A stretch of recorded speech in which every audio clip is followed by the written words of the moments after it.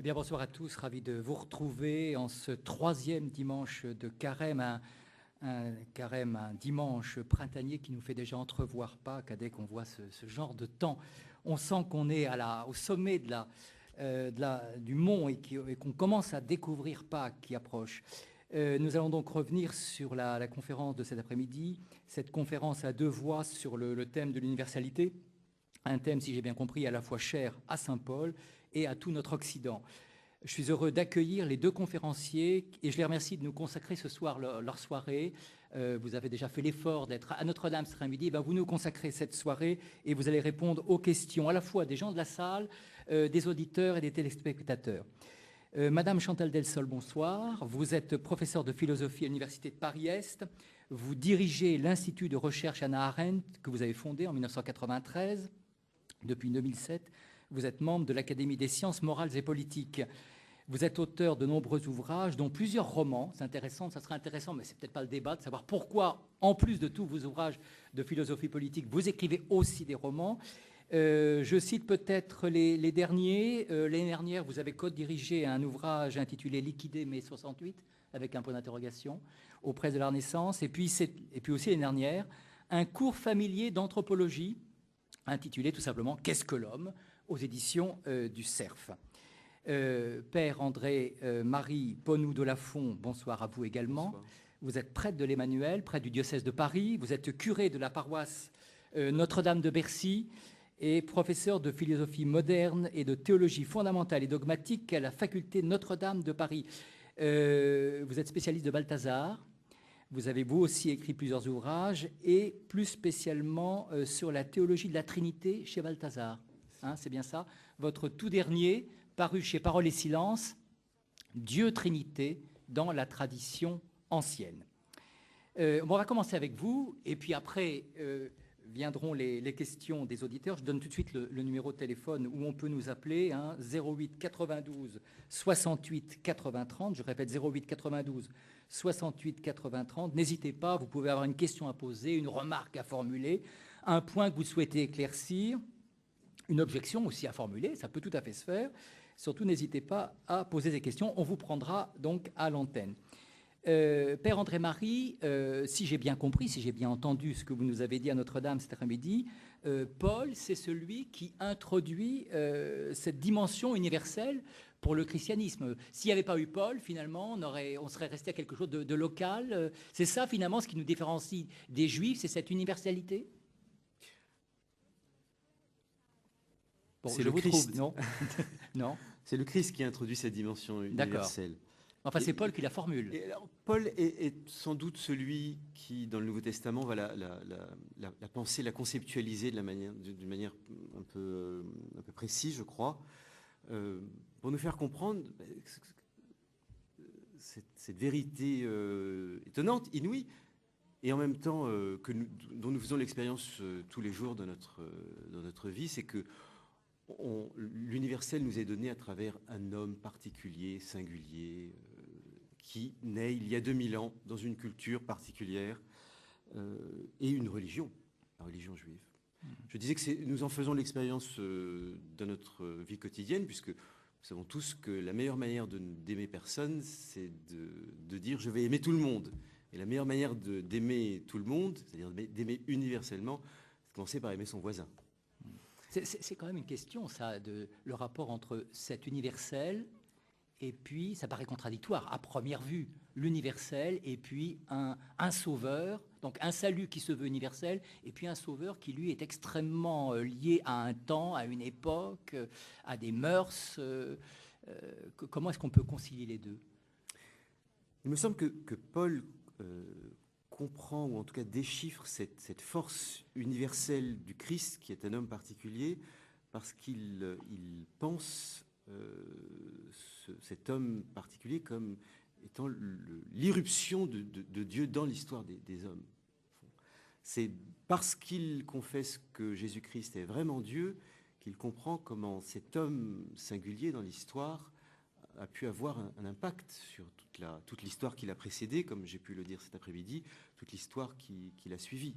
Et dans ses hymnes, il précise même que cet homme il a eu un impact dès avant la création du monde. J'aime beaucoup le début de l'hymne aux Éphésiens où Paul dit que c'est en Jésus-Christ que nous avons été choisis dès avant la création du monde. Étonnant. Il ne le dit pas dans le Verbe incarné, le Verbe éternel, mais en Jésus-Christ.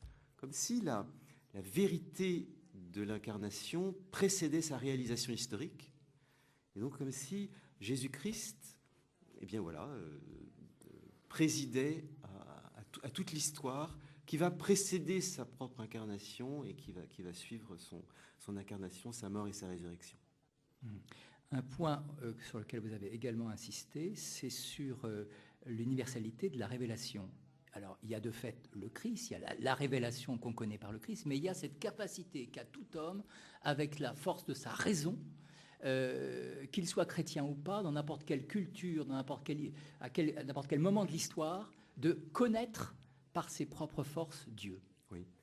Si nous croyons que Dieu est créateur de l'homme, et donc il a inscrit son image, son empreinte en l'homme et dans toute la création, nous pouvons comprendre déjà qu'en contemplant la création, nous avons accès à quelque chose de Dieu.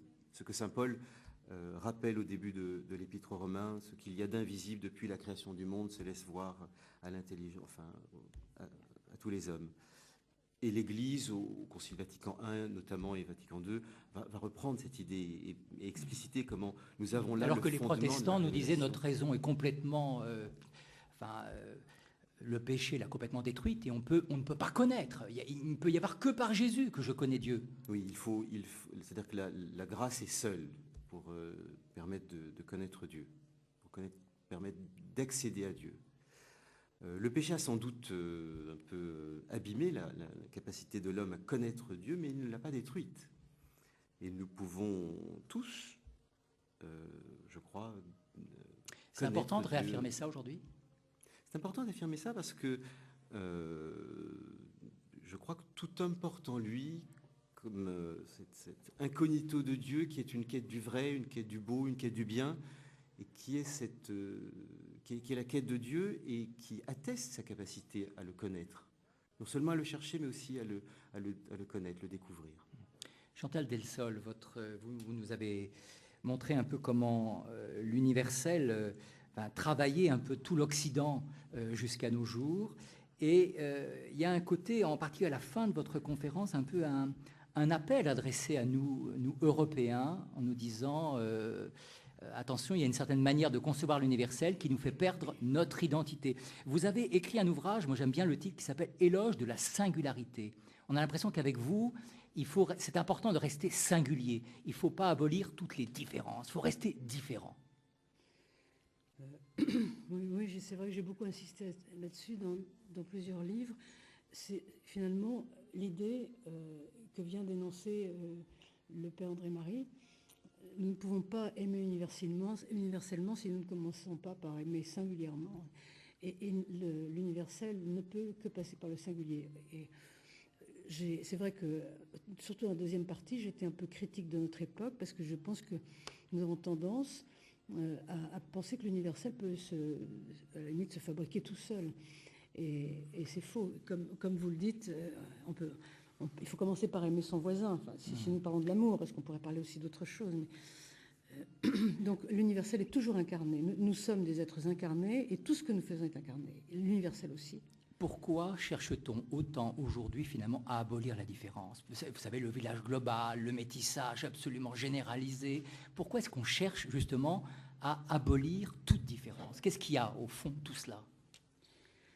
Il y a une recherche du bien. Je pense que nous sommes une époque essentiellement morale, et d'ailleurs aussi moralisatrice, mais ça c'est encore autre chose, mais ouais.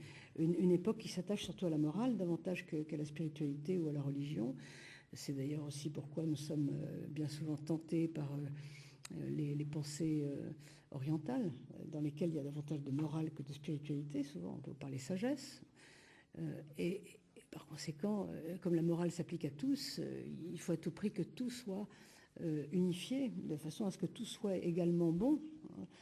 Je pense que c'est ce souci moral qui fait qu'il y a un souci d'unification. Maintenant, il y a aussi l'effet inverse, hein, parce qu'il y a aussi des différenciations multiples, peut-être excessives aussi. Oui.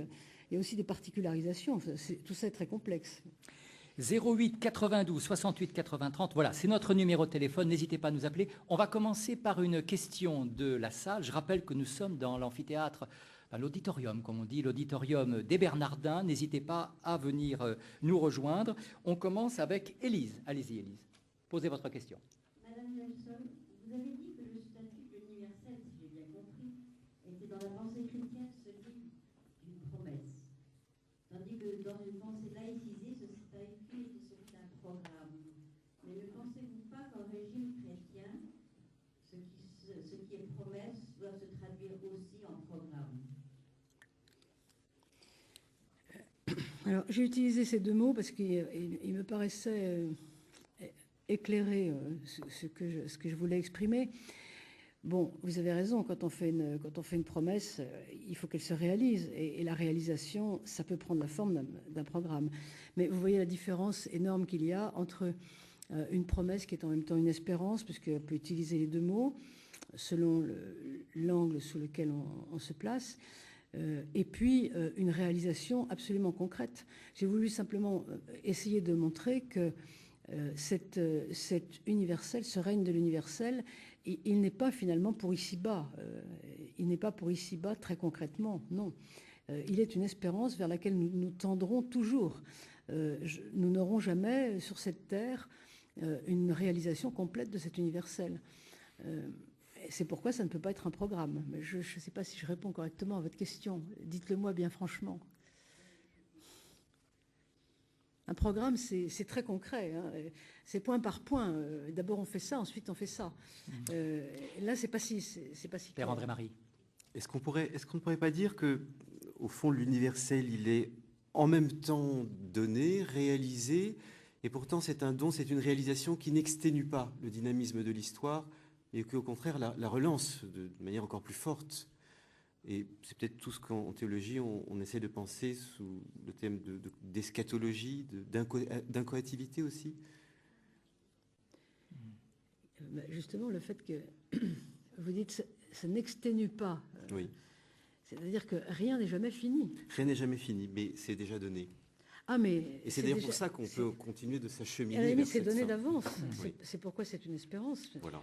Est-ce que, au nom d'une promesse, parfois, est-ce qu'on n'a pas dit aux pauvres, vous serez heureux dans le royaume des cieux, hein, mais surtout, ne vous en faites pas, finalement, vivez votre pauvreté et votre misère sur terre. Je veux dire, est-ce que le fait que ça puisse être une promesse, faut pas que ça en reste, faut que ça soit une promesse, mais qui commence à s'incarner, à se réaliser. Sinon, vous avez raison.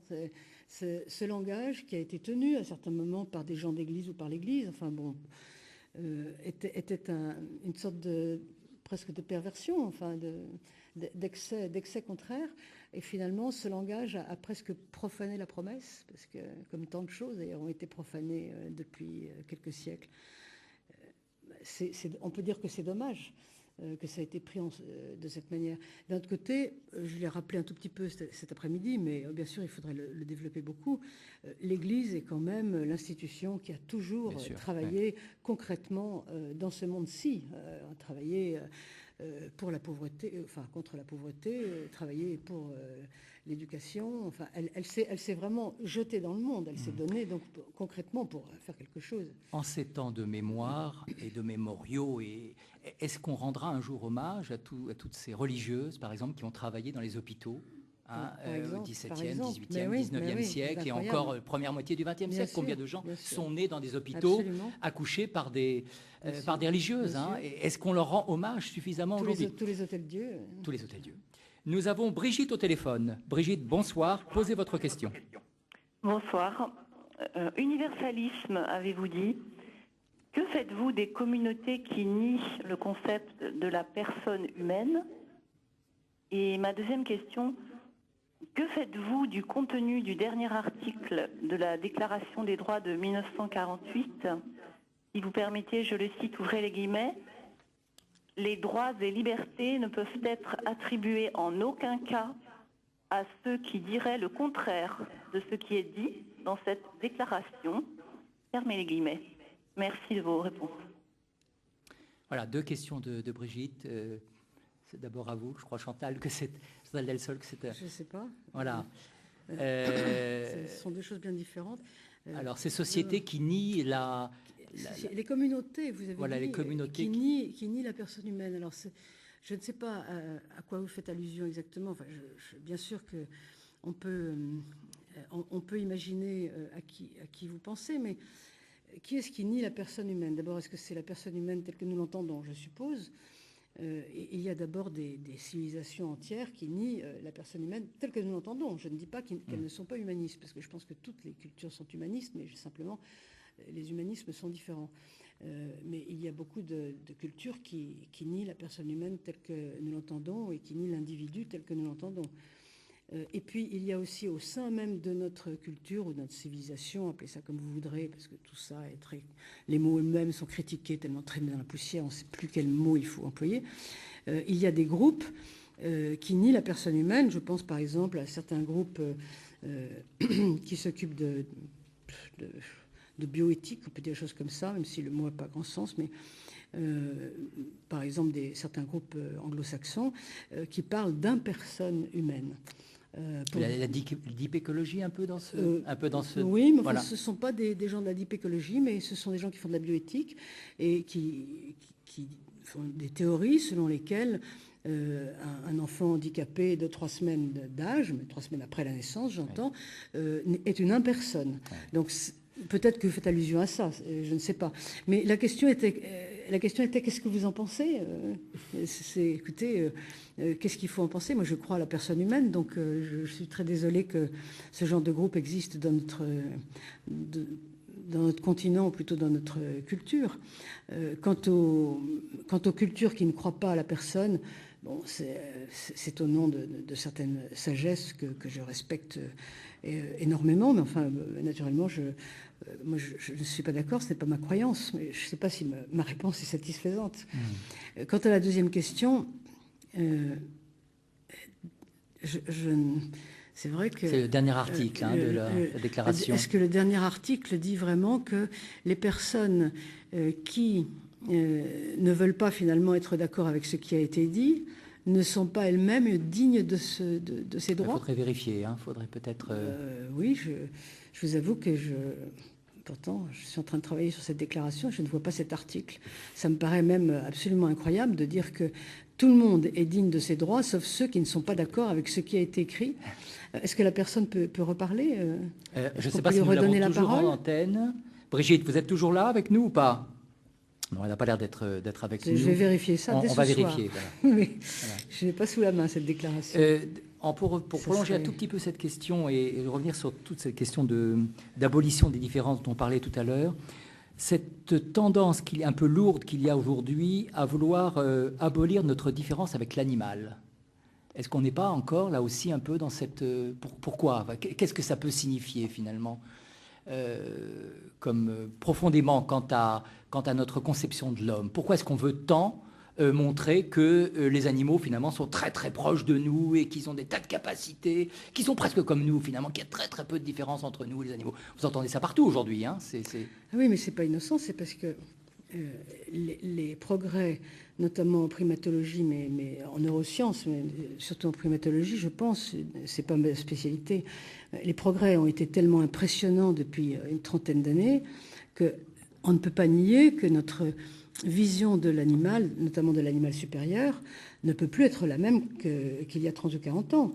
Il y a 30 ou 40 ans, quand on était, je me rappelle, en philosophie, vous savez, on avait toujours un certificat, on parlait spécialement de ça, on nous expliquait que les animaux n'agissaient que par instinct, ils étaient quasiment programmés presque comme des machines. Enfin, c'est faux. Quand on dit que la différence entre l'homme et l'animal, c'est uniquement la culture, on vient de s'apercevoir de façon assez claire qu'il y a un début de culture chez les animaux.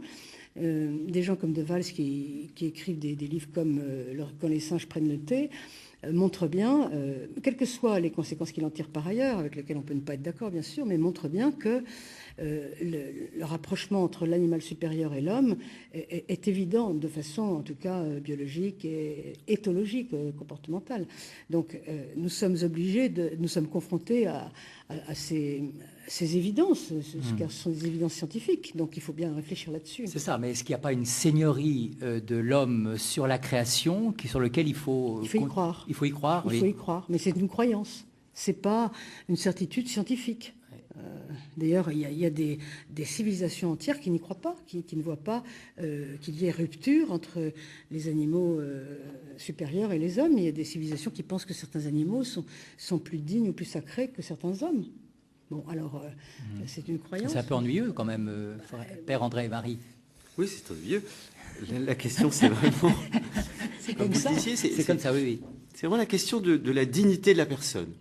Et cette dignité, où est-elle inscrite? Comment est-ce qu'on peut la repérer? Qu'est-ce qui nous la prouve d'ailleurs? Qu'est-ce qui prouve que l'homme est créé à l'image de Dieu? Comme vous disiez, c'est une croyance. Mais peut-être y a-t-il, dans le vivre proprement humain, des lieux où cette dignité se manifeste.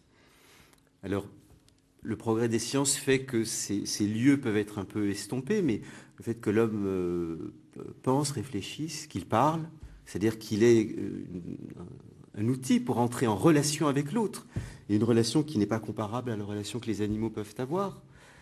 Le fait que l'amour humain est quand même différent, supérieur de l'amour que, entre guillemets, que peuvent s'échanger deux animaux, un amour bestial, enfin, je ne sais pas. Et puis, Chantal Delsol a l'air dubitative. Non, je sais et la quête de Dieu, quand même, enfin, ce désir de Dieu que tout homme porte en lui et qui se cache quelquefois sous d'autres... qui se cache sous un désir du beau, ou un désir du vrai, ou un désir du bien. Ce sont des lieux qui peuvent pas nous prouver de manière scientifique, arithmétique. Je veux dire que l'homme est différent des animaux. En revanche, ce sont des lieux où on peut percevoir qu'il y a dans l'homme quelque chose que n'ont pas les autres animaux. Mais je ne sais pas si... Je pense que le langage est encore une distinction qui devient de plus en plus difficile à faire. Il y a des singes qui parlent le langage des sourds-muets et qui peuvent parfaitement communiquer. Enfin, on voit des choses assez extraordinaires. Alors, quant à la quête de Dieu, alors que faites-vous des cultures qui sont complètement immanentes? On ne peut pas dire que l'homme est celui qui cherche Dieu s'il y a la moitié du monde qui a décidé... Mais celui qui cherche un sens. Alors, celui qui cherche un sens, d'accord. Et ce serait peut-être là qu'on pourrait trouver la rupture. Mais la rupture est mince, surtout dans le temps. Et je pense que la royauté de l'homme, c'est vraiment une croyance. Je ne sais pas. Oui, c'est aussi. Nous avons une question de François. Je crois que c'est dans l'auditorium. François, vous posez votre question. Allez-y. Oui, cette question s'adresse plutôt à Mme Delsol, qui nous a donné une conférence qui était à la limite de la politique et de la religion, donc je vais continuer un peu sur ce ton un peu politique, en vous demandant ce que vous pensez de trois choses, mais surtout des liens qui unissent ou non ces trois choses, qui sont d'une part l'Europe, dans ce cas-là de racines chrétiennes, l'expression est connue, racines chrétiennes de l'Europe et extension éventuelle de l'Europe, à des civilisations non chrétiennes.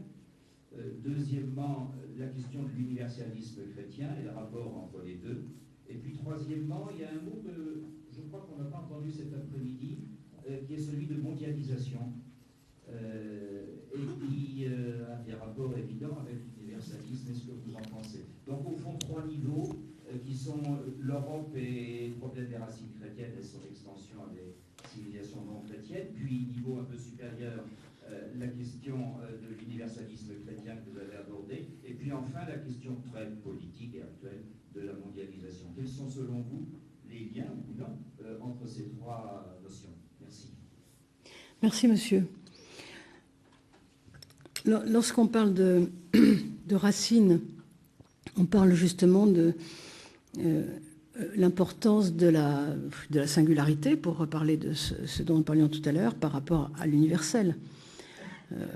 ce qui est intéressant, c'est justement d'essayer de rapprocher à la fois la singularité ou l'identité de l'Europe, puisque vous parlez de l'Europe, et puis l'universalisme qui irrigue ce continent de part en part, historiquement, comme j'ai essayé de le dire brièvement tout à l'heure. Donc, il me semble que l'Europe a une identité, qu'elle a. Bon, d'abord, elle a des racines chrétiennes. Je pense que c'est d'assez mauvaise foi de vouloir les nier. Et donc, elle a des frontières. Elle a une réalité tangible et même, je dirais, presque des définitions. Mais en même temps, elle est universelle quant à ses espérances. Donc, l'espérance, ça veut dire qu'elle essaye de convaincre les autres ou d'autres. Vous parlez de l'extension de l'Europe à d'autres cultures. Je suppose que vous pensez par exemple à la Turquie, parce que c'est le problème qui se pose actuellement, la Turquie faisant partie d'une autre culture. Personnellement, je suis persuadée que l'Europe a une identité qui provient du christianisme.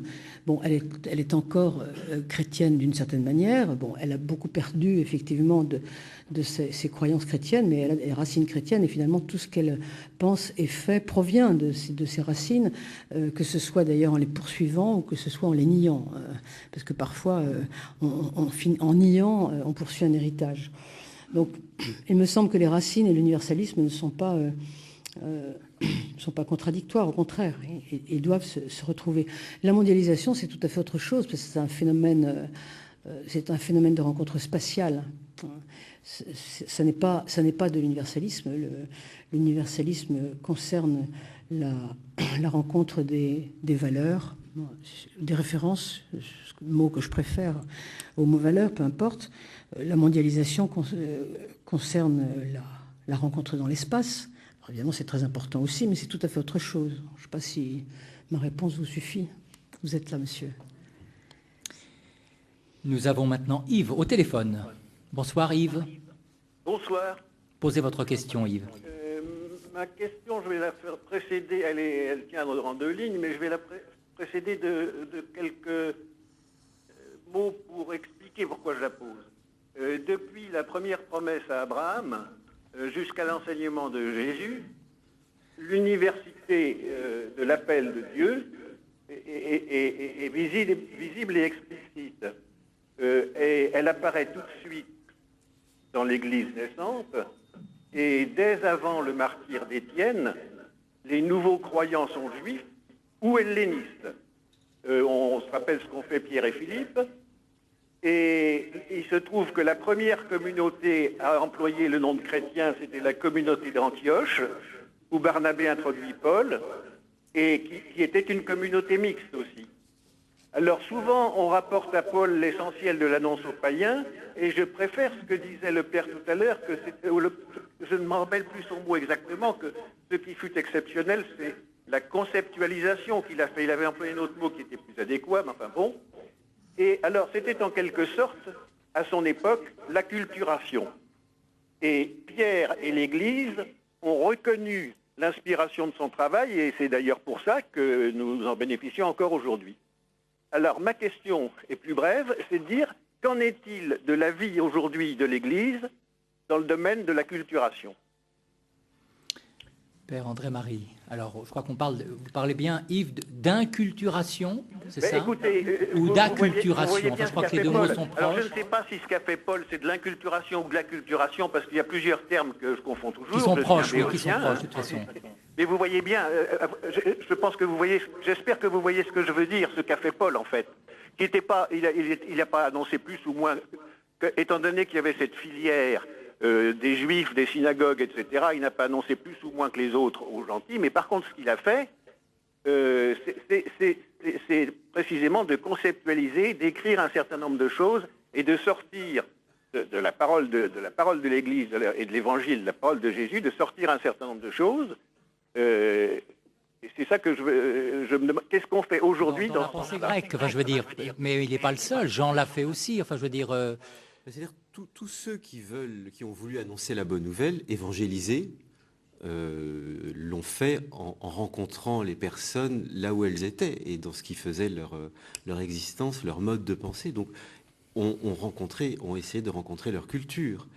Et sans doute aussi, Paul peut-être plus que d'autres, quoique on ne devrait pas parler de plus, Paul a essayé de vraiment rencontrer l'aspiration qui était au cœur de tous les Grecs à qui il a annoncé la bonne nouvelle, des Romains aussi.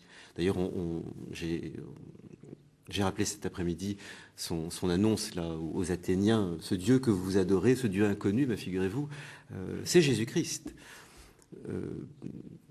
Tout ça pour dire que l'annonce de la bonne nouvelle, l'annonce de Jésus-Christ passe nécessairement par la rencontre de l'autre là où il est. Et peut-être qu'on annonce bien Jésus-Christ en montrant comment il répond aux aspirations que nous portons non seulement en nous, mais aussi à ces désirs, ces aspirations que la culture nous fait, porte pour nous, avec nous et en nous. Alors qu'est-ce que l'Église en pense aujourd'hui? Oui, l'Église, je crois, nous invite à rencontrer les cultures comme elles sont, à ne pas faire semblant d'accepter ce qui, dans les cultures, est tout à fait contradictoire avec l'essence de notre foi. Mais je crois que toute culture a besoin d'être christianisée, évangélisée. Oui. Oui, parce que ça, parfois, on l'oublie. Enfin, on imagine que des cultures lointaines sont a priori entièrement positives, mais il y a des points qui ne sont pas acceptables pour l'Évangile. Oui, toute culture a besoin d'être évangélisée parce que tout homme et toute femme, parce que la culture, ce n'est rien s'il n'y a pas des hommes et des femmes derrière, parce que tout homme et toute femme ont besoin de rencontrer Jésus-Christ. Je ne sais pas lequel de vous deux évoquait l'Inde et la création dans l'hindouisme, avec cette création où les hommes, au départ, ne sont pas ne sont pas égaux, puisqu'il y a les intouchables qui sont créés dès le départ. J'imagine que là, véritablement, le christianisme est obligé d'aller un peu à rebours de cette, bien sûr, de cette culture. C'est ce qu'a fait le christianisme depuis qu'il est né, et même bien avant, c'est-à-dire rappeler que les hommes étaient égaux. Pourquoi? Parce qu'ils sont créés à l'image de Dieu, et qu'ils soient hommes, femmes ou petits, grands, noirs ou blancs, ils portent tous l'image de Dieu en eux. Et quand on relit l'histoire de la pensée, on voit comment l'égalité des hommes est passée par plusieurs stades. Et je pense que le christianisme, en tout cas la révélation judéo-chrétienne, a eu un rôle très important dans cette accession, dans cette compréhension de l'égalité de l'homme. Nous avons Mathias cette fois-ci dans l'auditorium des Bernardins. Mathias, vous posez votre question. Vous avez dit dans la conférence, nous n'arrêtons pas d'apporter au monde des bonnes nouvelles successives dont chacune révèle l'une de nos trouvailles. Mais le christianisme, en soi, c'est une religion révélée. Donc est-ce que c'est l'une de nos trouvailles? Et justement, est-ce qu'on a apporté au monde cette bonne nouvelle? Alors, je ne comprends pas. Voilà, c'est ça ma question. La question, c'est, vous voulez dire, c'est pas nous qui l'avons trouvé? Oui, ou bien vous voulez dire, est-ce que nous l'avons vraiment apporté? C'est un peu des deux. Enfin, je ne sais pas, c'est une religion révélée. Et comment on a pu la trouver? Nous l'avons trouvée au sens où ça nous a été révélé. Trouver, ça ne veut pas dire que c'est nous qui l'avons inventé. Mais là, en l'occurrence, ça nous a été révélé.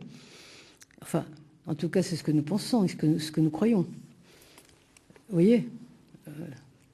Mais, alors, à part ça, à côté, la question que vous posez, est-ce que nous l'avons apporté au monde? Nous avons essayé de l'apporter au monde. Ça ne veut pas dire que ça marche à tous les coups. Parfois, si. Mais qu'est-ce que vous entendez par là? Vous voulez dire que le monde entier n'est pas converti? Est-ce que c'est ça que vous voulez dire? Non, mais c'est Jésus au début qui a apporté... c'est une religion révélée, le christianisme. Donc, oui, mais le Christ a dit allez porter la bonne nouvelle. Non? Oui, mais c'est lui qui l'a donné au départ. Donc, enfin, on n'a pas... vous dites c'est l'une de nos trouvailles. C'est ce qui me gêne, en fait. Ah oui, c'est ça qui vous gêne. Alors c'est peut-être l'expression. C'est une religion révélée, donc on l'a pas trouvée, elle nous a été apportée comme ça, par Jésus-Christ. Oui, elle nous a été révélée, effectivement. Mais peut-être que le mot trouvaille ne serait pas bon dans ce cas-là, effectivement.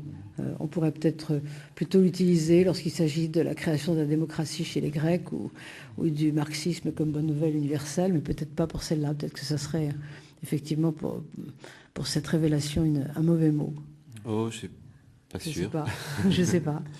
Non, il y a une compréhension particulière de la révélation qui est proprement chrétienne, qui est la révélation, c'est pas quelque chose que Dieu me donne et qui est c'est pas un kit déjà tout fait que je vais ensuite me contenter de transmettre ou de ne pas transmettre d'ailleurs.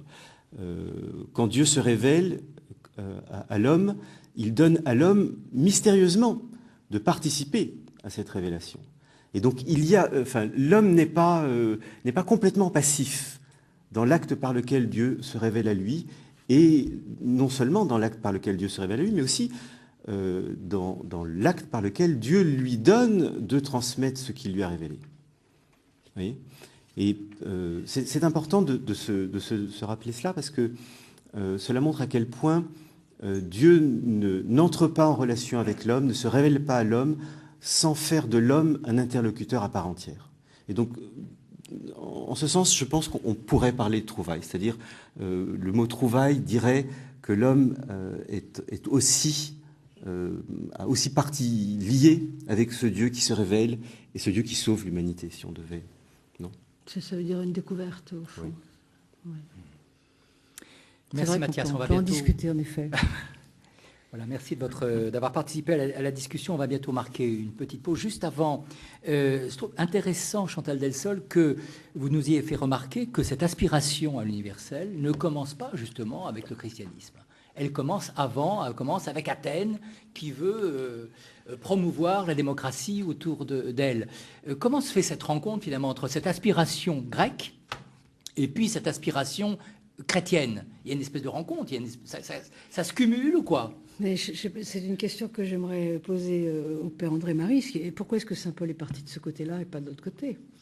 Vous savez, il y a eu des thèses là-dessus qui ont été écrites.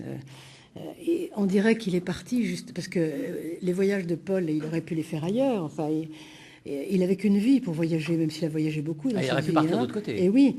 Et comme par hasard, il est parti à l'endroit où peut-être on pouvait plus l'écouter. Je ne sais pas, je ne suis pas théologienne ni spécialiste. C'est-à-dire cette aspiration grecque à l'universel, ça serait fait partie de ces pierres d'attente? On en a parlé. Oui. Moi, je crois que la culture grecque était prédisposée pour accueillir la révélation chrétienne. Et providentiellement, on va dire ça comme ça, Paul va plutôt vers cette culture, non seulement pour annoncer l'Évangile, mais aussi pour s'en servir pour annoncer l'Évangile. Mais oui, la culture grecque était mieux prédisposée qu'une culture orientale, comme culture hindoue ou autre chose, pour être le médium, le moyen par lequel Dieu pouvait être annoncé et l'universalité de Dieu proposée. Il y a des choses si j'ai encore une minute, il y a des choses extraordinaires dans la culture grecque, enfin, qui ressemblent tellement à ce qui va se passer après, oui. Même si ce sont des prémices tremblotantes. Mais bon, l'histoire du vieil Oedipe qui a tout perdu, qui est dans la situation de Job finalement, et qui n'a plus ni rien, ni royaume, ni fortune, ni famille, et qui dit c'est maintenant que je n'ai plus rien que je me sens le plus un homme. Ce sont des choses... bon. Voilà, on va se retrouver dans quelques secondes, dans 3 minutes, et on retrouvera le Père André-Marie Poneau de Lafont et Chantal Delsol pour continuer à commenter ces conférences de Carême.